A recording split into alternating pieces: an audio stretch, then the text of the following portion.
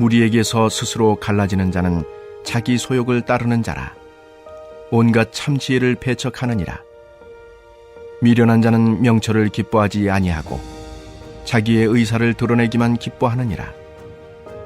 악한 자가 이를 때에는 멸시도 따라오고 부끄러운 것이 이를 때에는 능욕도 함께 오느니라. 명철한 사람의 입의 말은 깊은 물과 같고 지혜의 샘은 솟구쳐 흐르는 내와 같으니라. 악인을 두둔하는 것과 재판할 때에 의인을 억울하게 하는 것이 선하지 아니하니라.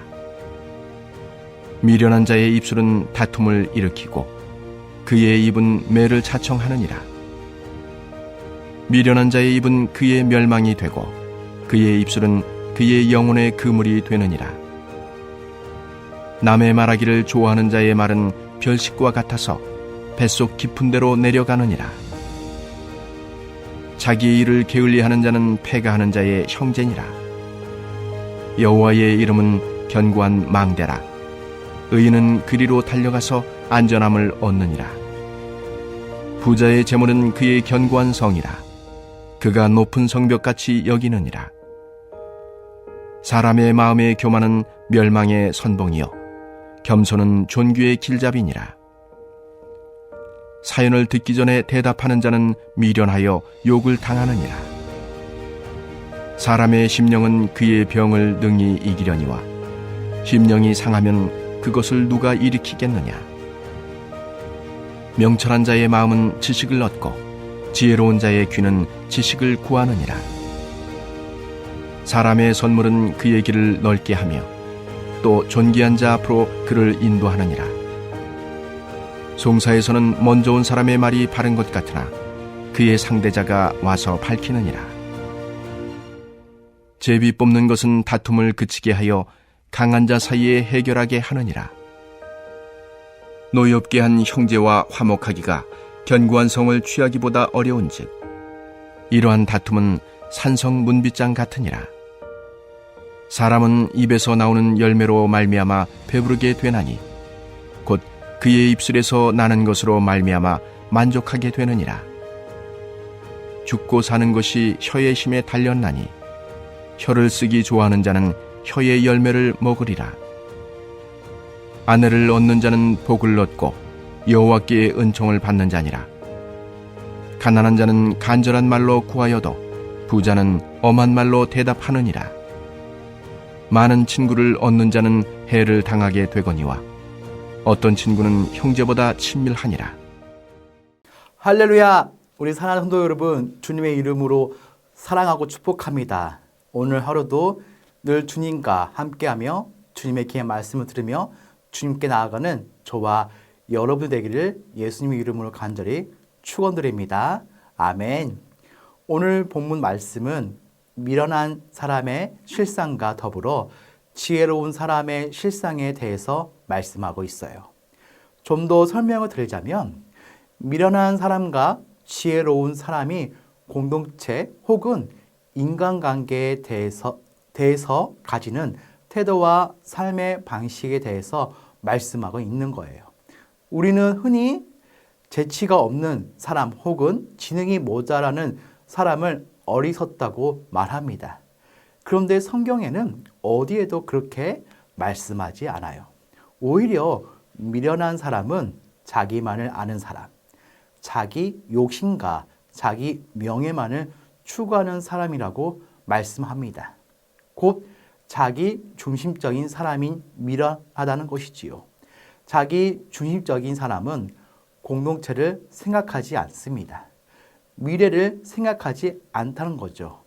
지금 당장 손에 쥐어지는 그 무언가가 있어야 만족합니다.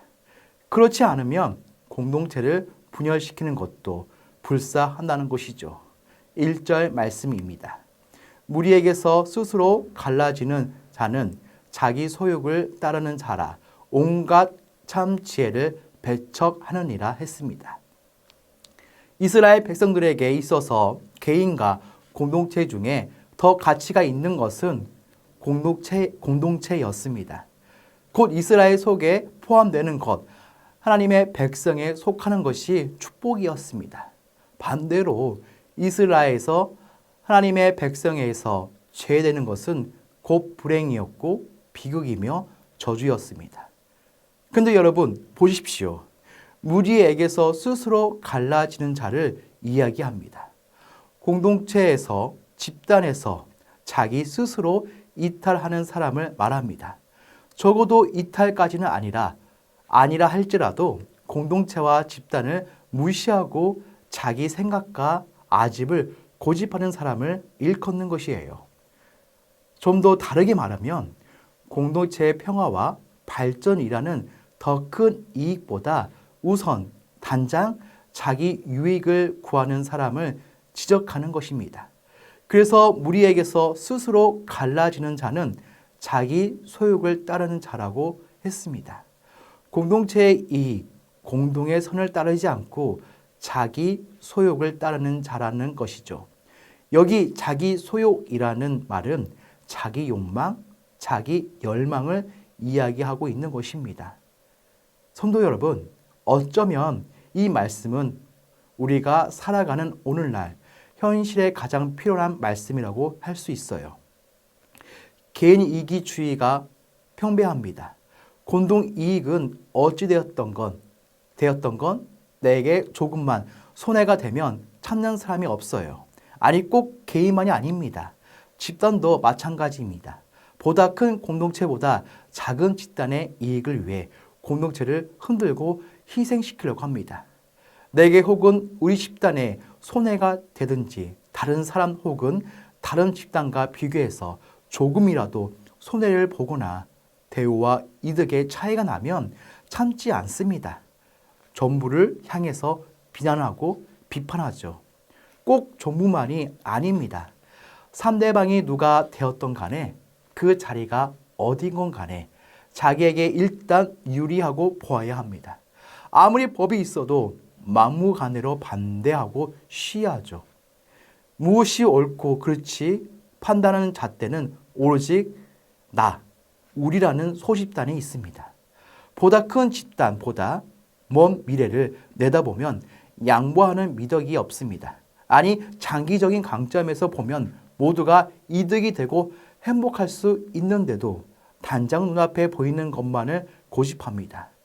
내 생각과 다르면 무조건 비판하고 반대한다는 것이죠. 그러기에 2절에는 이렇게 말씀하십니다. 2절 말씀입니다. 미련한 자는 명철을 기뻐하지 아니하고 자기의 의사를 드러내기만 기뻐하느니라. 미련한 사람은 결코 넓게 생각하지 않아요. 자기만 생각합니다. 미련한 사람은 멀리 보지 않아요. 바로 눈앞에 보이는 것만 생각합니다. 그러기에 오로지 자기 의사, 자기 주장을 내세우는 것이죠. 여러분, 참 지혜란 무엇인가요? 더 큰 공동체를 보는 것입니다. 더 먼 미래를 보는 것이죠. 단장은 내게 손해가 되는 것 같아도 공동체의 이득이 될 뿐 아니라 앞으로 내게 더 큰 이득이 될 것을 보고 양보하는 것이 바로 지혜입니다. 사람이 모여서 형성하는 국가도 그렇고요. 회사도 그렇고요. 지역이라는 공동체도 그렇습니다.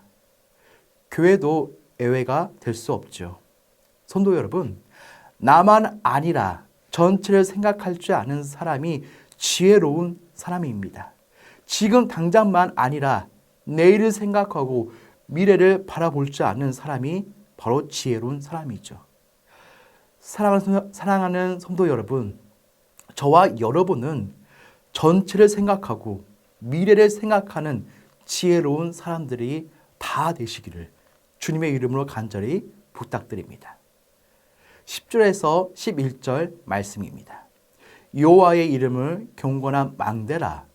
의인은 그리로 달려가서 안전함을 얻느니라. 부자의 재물은 그의 경건한 성이라. 그가 높은 성벽같이 여기느니라. 아멘. 여기서 솔로몬은 여호와의 이름이 여호와 하나님이 견고한 망대라고 했습니다. 그런데 의인은 하나님께서 달려가서 안전함을 얻는 반면 부자는 재물을 견고한 성으로 알고 재물을 의지한다는 것이죠. 그런데 여러분 보십시오. 여기서 말하는 부자는 문자 그대로 재물이 많은 사람입니다. 그러나 문맥상 의인에 반대되는 이익을 의미하고 지혜로운 사람과 대조되는 어리석은 사람을 의미하는 것이죠. 그렇지 않나요? 악한 사람, 어리석은 사람은 하나님을 의지하기보다 재물을 의지한다는 것이죠. 재물이 많거나 적거나 간에 재물이 최고인 줄 아는 사람이란 사람이야말로 어리석은 사람이라는 것이지요. 재물이 많아도 재물에 너무 연연해하지 않는 사람도 많습니다. 그러나 재물이 없어도 재물에 목을 매는 사람도 많다는 것이죠. 그러기에 재물이 많고 적음의 문제가 아니라 재물에다가 소망을 두는 사람은 어리석은 사람입니다. 보세요. 만대가 무엇이고 성과 성벽이 무엇입니까? 적의 침입을 살펴볼 수 없는 것이 망대요. 적의 침입을 막을 수 있는 것이 성과 성벽입니다. 그러니 인생에 닥쳐오는 여러 가지 환난과 풍파와 고난 같은 것들로부터 우리를 지키고 보호하실 수 있는 분은 오직 하나님밖에 없다는 것입니다. 그러나 악인들, 어리석은 사람들은 하나님을 무시합니다. 물질을 견고한 산처럼 여기고 성벽처럼 의지합니다. 물론 어리석은 악인들은 눈에 보이지도 않는 하나님을 의지하기보다 손에 들고 있는 그 재물을 의지하는 것이 낫다고 생각할 수도 있어요. 그러나 그것은 어디까지나 착각일 뿐입니다. 아무리 많은 물질이 있어도 물질이 생명을 지켜주지 못합니다. 또한 물질이 아무리 많아도 하나님이 그 물질을 거두어 가시려면 순식간에 거두어 가신다는 것이죠. 물질은 결코 우리를 지켜줄 수도 없고 우리를 구원할 수도 없습니다. 솔로몬은 역대 가장 많은 재물을 가졌던 왕이었어요. 그런데도 솔로몬은 물질을 결코 성처럼 성벽처럼 여길 것이 아니라고 했어요. 헛되고 헛되니 헛되도다 라고 말했죠. 성도 여러분, 하나님이 우리의 견고한 망대가 되십니다. 하나님만이 우리를 지키시고 보호하실 수 있는 분입니다. 우리가 가진 것은 결코 의지할 만한 것이 되지 못합니다. 재물도 건강도 지식도 자식도 그 어떤 것이라 해도 우리의 생명을 지키고 보호하며 구원해 줄 수 없습니다. 사랑하는 여러분, 우리의 견고한 망대가 되시고 피할 바위와 산성이 되시는 하나님을 더욱 신뢰하시기를 바랍니다. 우리를 숨기시고 지도하시고 보호하시는 하나님을 의지하여 안전과 평화를 누리는 저와 여러분이 되시기를 주님의 이름으로 간절히 축원드립니다. 우리 다 같이 기도하는 시간을 가지겠는데요. 우리 첫째로 모든 상황 속에서 견고한 망대이신 하나님께 달려가 안전함을 누리게 원합니다. 욕심 대신 주님의 지혜로 채우고 세상 대신 주님을 겸손히 의지하며 생명의 언어, 복된 관계, 공의로운 판단으로 주님만 드러내게 하소서. 둘째로 하나님의 방법인 기도로 세워가는 선전 건축되게 하옵시며 교회가 한마음 되어 선전 건축을 감당하게 하옵소서.